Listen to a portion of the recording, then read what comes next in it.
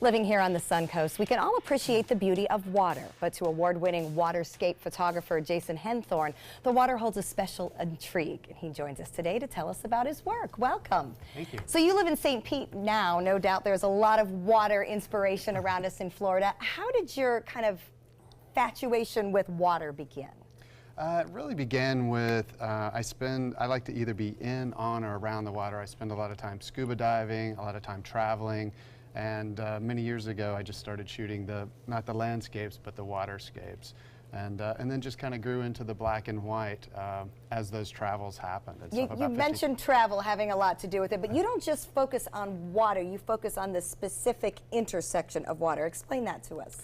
Well, I think it's this magical place, basically, with this intersection of ocean and earth where these two worlds come together. I mean, that's where you can really experience all five senses there. I mean, you've got the smell, you've got, you know, the sound. It's so refreshing. And so that's just kind of my magical place where I like to be and share those experiences with other people in the form of my art. So. Is there a certain time of day where you feel that the magic is more intense, where you like to shoot? Absolutely. There's really two magical spots, and they're both around sunrise and sunset, about an hour on either side of those. That's the really premium light that I like to shoot in.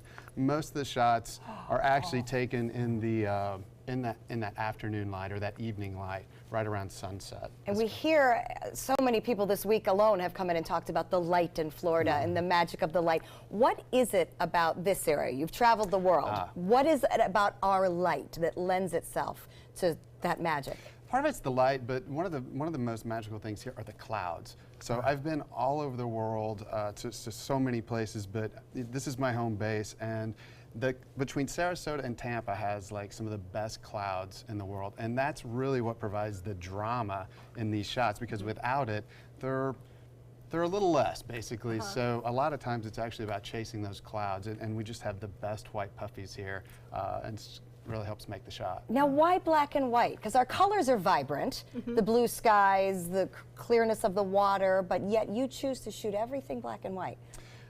It was a choice I made a long time ago. For me, shooting in black and white it's not that it's more challenging, it's more pure, it's minimalistic. These images to start with are about reduction, they're about minimalism, and so taking the color out and it just being in black and white really just kind of keeps going with that. Wow. And I think the other thing about black and white that I love so much is that with color, the composition doesn't have to be so perfect to hold the viewer's interest in the artwork. In black and white, the composition has to be really, really great to really engage the viewer and keep them enthralled in this for potentially hours at a time. Oh, they're just stunning. Oh, they take your breath away.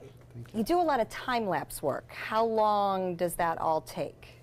So they're not actually time lapses. It's called a long exposure. So each one of these shots, it's a kind of complicated to explain, but it's just one single shot that takes place over 2 or 3 minutes.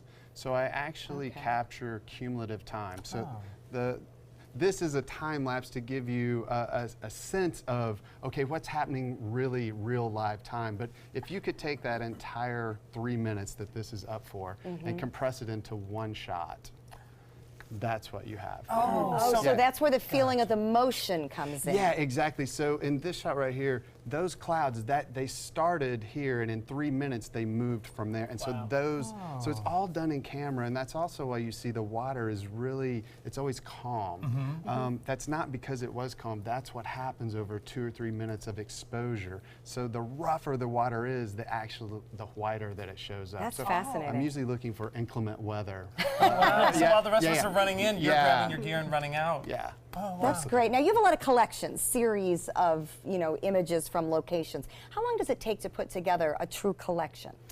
So I will go out and shoot, it's usually about a month, maybe a month and a half, sometimes even 2 months. So it takes quite a while to go out on the road, whether it's Australia or Indonesia or this coastal Florida series that we're looking at today.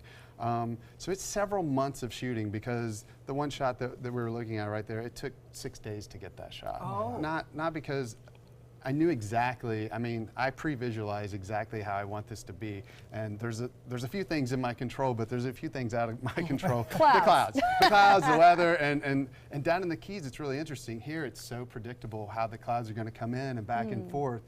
In the Keys, they could be coming from any direction. So I literally had to wait until I get the shot and then move on to the next location that's already Fascinating to understand how it's all put together. Yeah, the work is absolutely stunning. You can see more of Henthorne's work, including this coastal Florida collection that we've been showing you, by going to his website. Coming up next, the tasty and weird treats at this year's Florida State Fair. It's that time again.